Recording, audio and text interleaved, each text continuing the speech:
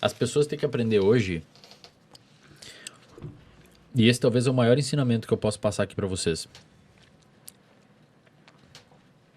As pessoas têm que aprender hoje a entender que a gente precisa de sofrimento.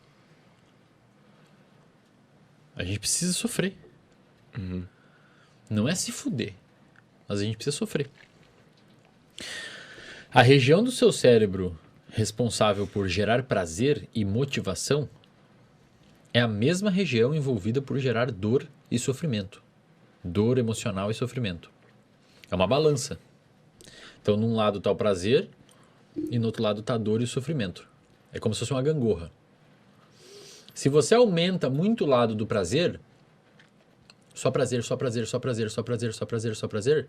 Perdão, você está botando muito peso aqui no prazer, só prazer, só prazer, só prazer, só prazer, só prazer. O lado da dor e do sofrimento começa a se destacar. E aí o que vai acontecer? No mecanismo de autorregulação, ele começa a vir para o outro lado. Aí você precisa cada vez botar mais prazer aqui, para empurrar. Então o que acontece? Se você fica se submetendo só a coisas fáceis, só a coisas simples, só a recompensas rápidas, o seu cérebro ele desacostuma a viver com problema. E a vida não é uma corrida de 100 metros, a vida é uma maratona gigantesca. Então se você perceber hoje, cara, eu atendo muito paciente com problema alimentar. Pra caramba. Não consegue controlar a alimentação e tal. 90% deles, cara, eles comem por uma fome emocional e não fisiológica. A pessoa não tem fome. Ela come muitas vezes porque está entediada.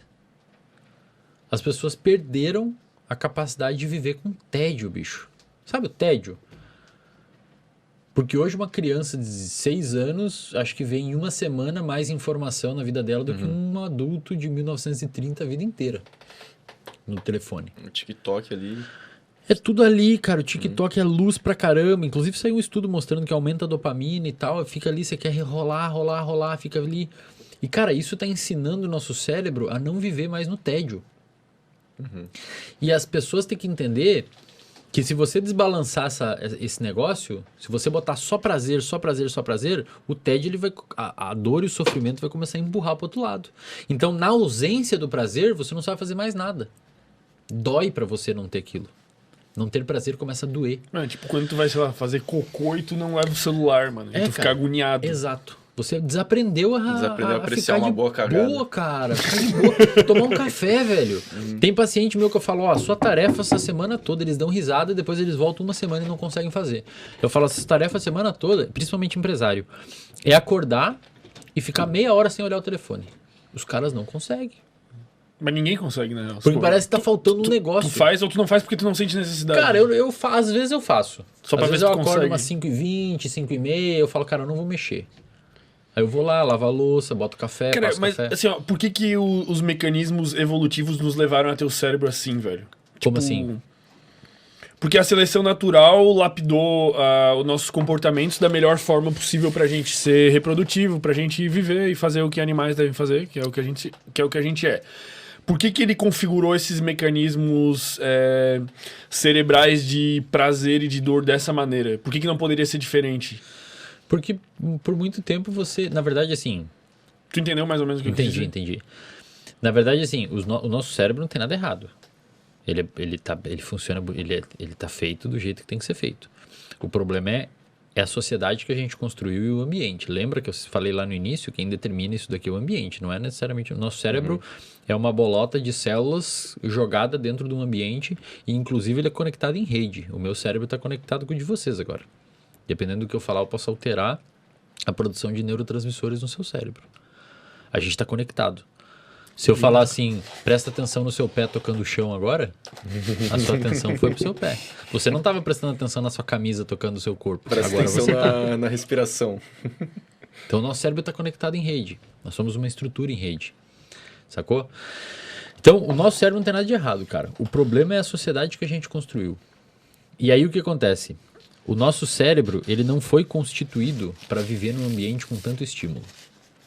Por exemplo, isso aqui que a gente tem aqui agora, esse monte de luz, 9h19 da noite, não é normal. O próprio relógio. O próprio relógio não é normal. O nosso cérebro, durante 99% da nossa tempo como hominídeo aqui na Terra, e como Homo sapiens sapiens, ele nunca teve luz nesse horário entrando no olho. No máximo ia ser uma luz de uma fogueira amarela, pequena, não tão forte, e as pessoas estariam conversando como a gente está agora numa caverna, contando história. Mas nessa época eles tinham muito menos fatores estressores. Não fatores estressores tinham um monte. Mas eles tinham muito menos problemas, assim, desencadeados por esse excesso de... É que na realidade, naquela época, cara, o sistema ele funcionava perfeitamente porque ele foi desenvolvido. Um caçador-coletor, ele ficava estressado quando? Quando ele tinha muita fome, Quando precisava que ficar começou a dar estressado, problema, ou Eles alguém atacava eles ele. viviam melhor que nós. Tipo, eles se sentiam melhor, vamos supor. Eu não sei se eles se sentiam melhor e também não sei se viviam melhor. Aí que tá, eu sou um grande depende. Se tudo que você me perguntar, eu vou falar depende. Porque, cara, com 30 anos, caía seus dentes naquela época, tá ligado? Então a gente não é que eles viviam melhor. E a expectativa de vida era bem baixa. Mas a questão é que o cérebro evoluiu naquela época, foi selecionado naquele contexto. Então pensa assim, por que a gente tem uma tendência grande a lembrar de traumas? Porque é importante, velho. Para a história evolutiva lembrar de um trauma. Pra você ter uma noção, quando você tem um trauma, quando um trauma acontece na sua vida, você tem um aumento da atividade da sua amígdala, que detecta aquele trauma. Você tem uma atividade exacerbada do eixo HPA, hipotálamo pituitário adrenal. Esse eixo HPA libera glicocorticoides e esses glicocorticoides sobem até seu cérebro e eles potencializam a neuroplasticidade daquele evento específico, fazendo você formar mais forte a memória daquele evento. É por isso que muitas vezes você nunca mais esquece daquele evento. E quando é um PTSD, um transtorno de estresse pós-traumático, você muitas vezes generaliza aquela memória tão forte que ela ficou para outros eventos, que é o quê? Um veterano da guerra que escuta fogos de artifício e dispara um medo, uma resposta de medo. Ou um cara que sofreu um acidente de carro e não consegue entrar num carro. Isso, evolutivamente falando, foi importante. Porque o cara que foi atacado numa savana por um grupo de caçador-coletor rival, é importante que ele lembre onde foi aquilo, para ele não ir lá de novo. Ou uma cobra, um jacaré na curva de um rio, é importante que ele lembre aquilo para não ir lá de novo. O problema é que muitas vezes isso é tão extremo que traumatiza demais. Né? Gostou desse corte? Deixa o like e inscreva-se no canal. Tamo junto.